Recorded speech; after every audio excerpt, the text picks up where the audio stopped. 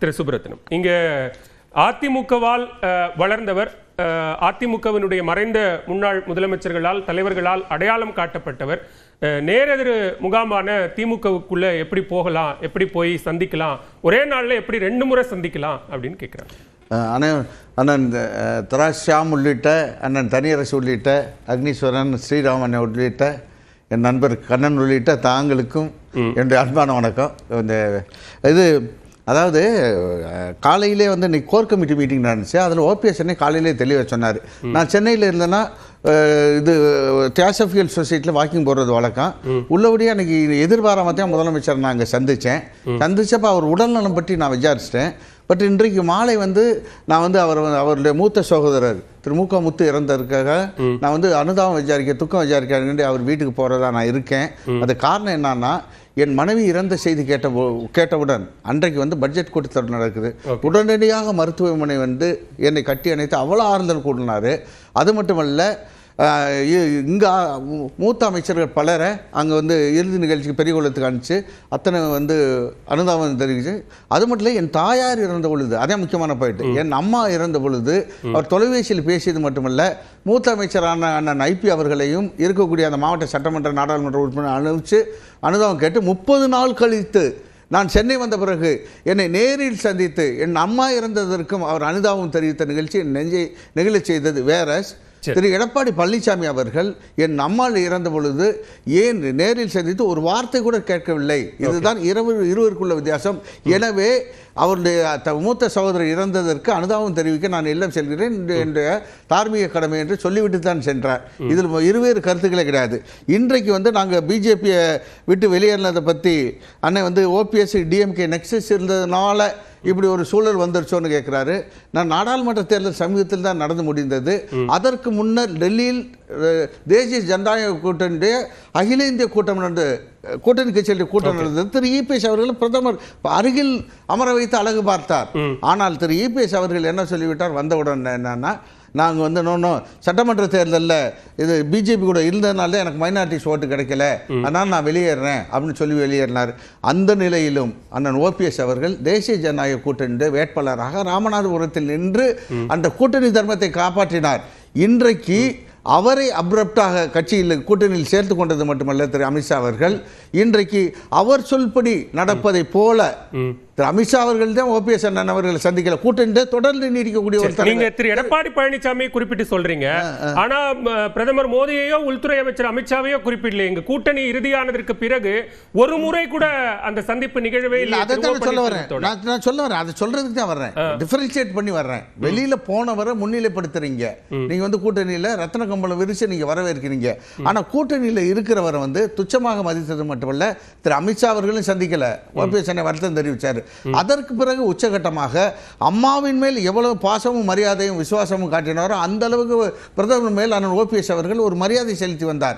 எழுத்துப்பூர்வமாக அப்பாயின்மெண்ட் கேட்ட பிறகும் ஏன்னா அந்த வரவேற்க கூட்டணி கட்சி தலைவரான அண்ணன் ஜி.கே. வாசன், அண்ணன் இவர் ஏசி சண்முகம் உள்ளிட்டோருக்கெல்லாம் வாய்ப்பு வழங்கிவிட்டு 3 முறை முதலமைச்சராக இருந்தார். நிலையாக அம்மாவின் மறைவிற்கு பிறகு என்றைக்கு என்டிஏக்கு போனோமோ அன்றிலிருந்து நிலையாக கூட்டணியில் இருக்கக்கூடிய ஒரு கூட்டணி கட்சி தலைவரை பிரதமர் சந்திக்காதது எங்களுக்கு பெருத்த ஏமாற்றம் மட்டுமல்ல, மிகுந்த அவமானம். அந்த அவமானத்திற்கு சுயமரியாதை இயக்கத்திலிருந்து வந்த நாங்கள் அதற்கு பரிகாரம் தேட வேண்டும். அதற்கு ஒரே வழி, இனிமேல் நம்மை வேண்டாம் என்று முடிவு செய்து விட்ட பிறகு இந்த அணியில் ஒரு நிமிடம் கூட நாம் இருக்கக்கூடாது. ஒருவேளை ப்ராப்பர் சேனல் அப்ரோச் இல்லையோ சந்திக்கிறதுல?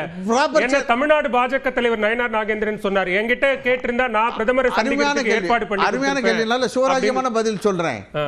எழுத்துப்பூர்வமாக நேரடியாக பிரதமருக்கு எழுத்துப்பூர்வமாக அந்த கடிதம் எழுதப்பட்டு அந்த கடிதத்தை வியப்பு தெரிவித்தார். நான் எப்பவுமே பிரதமருக்கு எழுதக்கூடிய கடிதத்தை நான் வெளியிடுறதில்லை. எனக்கு டூ மை அட்டர் சர்ப்ரைஸ் என்ன, எனக்கு அந்த கடிதத்தை யார் வெளியிட்டாதோ அதுல ஒரு பெரிய சூட்சமா இருக்கு அப்படின்னு ஓபிஎஸ் அண்ணன் தெரிவித்தது மட்டும் திரு நயனார் நாகேந்திரன் எங்களுடைய இனிய நண்பர், நயத்தக்க நாகரிகத்துக்கு சொந்தக்காரர், அவரிடம் அண்ணன் ஓபிஎஸ் திரு தவறான தகவலை அவர் சொல்லிவிட்டார். ஓபிஎஸ் அண்ணன் அவர்கள் எழுதிய கடிதமே பேசுபொருளானது 2 நாட்களாக. அது எப்படி திரு நயனார் நாகேந்திரனுக்கு தெரியாம போயிடுச்சு? என்கிட்ட கேட்டிருந்தா நான் ஏற்பாடு பண்ணியிருப்பேன். இன்னொரு தகவலை சொல்றேன், அவர் எங்ககிட்ட பரிமாறின தகவல்.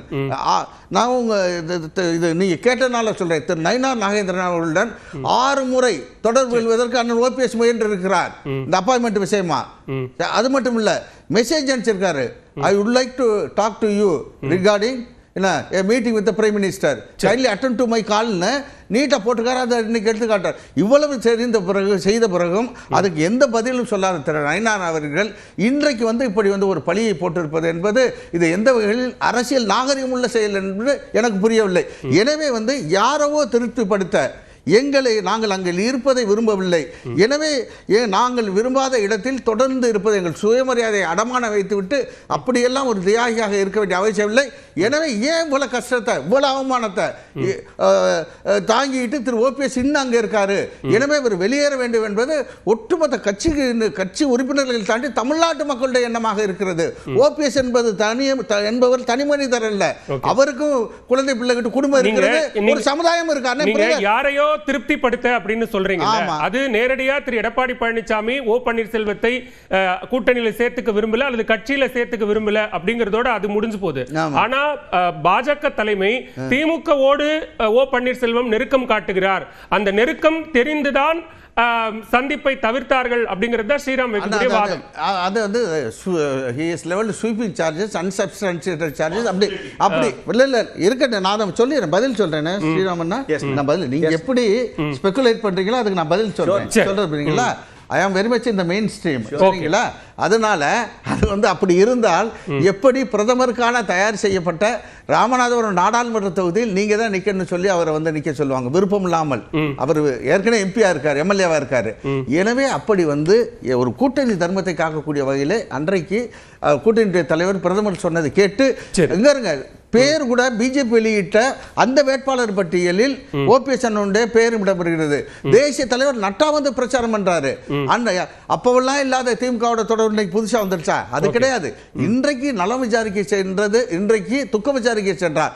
ஆனால் மிக தெளிவாக சொல்கிறேன், எங்களை அவமானப்படுத்திய பிஜேபி தொடர்ந்து எங்களை கேவலப்படுத்தி அதாவது கேள்வி கேட்கிறாங்க, என்னங்க அவரை சேர்த்துக்கிட்டு அன்னைக்கு அவர் வீட்டை போய் கதவை தட்டல.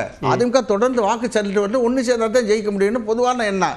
எனவே ஒன்னு சேரலாம், எந்த தியாகம் காலம் கடந்து விட்டது அப்படிங்கிறாரு. அடுத்து என்ன சொல்றாரு, ஓபிஎஸ் எந்த காலத்துல யாருக்கு விசுவாசமா இருந்தாருன்னு கேட்கிறாரு. இதெல்லாம் எவ்வளவு பெர்சனலா அரசியல்ல ஒரு பண்பாடு தாண்டி ஒரு தனி நாகரிகம் மட்டுமே அரசியல் அப்படிங்கிறீங்க. இல்லங்க, அநாகரிகமான அரசியல். அம்மாவே அந்த நாகரிக அரசியலை விரும்புகிறீர்கள், அதனால வெளியேறினேன் இல்ல பிரதர். நவீன காலத்து பரதன் என்று பாராட்டப்பட்ட அண்ணன் ஓபிஎஸ் அவர்களை விசுவாசம் என்பதற்கு மறுபெயர் ஓபிஎஸ். அவர் யாருக்கு எந்த காலத்துல விசுவாசமா இருக்கான்னு பெர்சனல் அட்டாக் எல்லாம் பண்ண முன்னாடி இனிமேல் திரு எடப்பாடி பழனிசாமி இருக்கக்கூடிய அவரை முதலமைச்சராக அறிவித்திருக்கக்கூடிய அணியில் நாங்கள் பயணித்து அவரை முதலமைச்சர் என்று நாங்கள் பிரச்சாரம் பண்ணால் எங்களை மக்கள் எள்ளி நகையாடுவார்கள். அந்த துரதிர்ஷ்ட நிகழ்வை தடுக்கத்தான் நாங்கள் தனி பாதை அமைப்போம். நாங்கள் வெல்வோம் பாருங்க.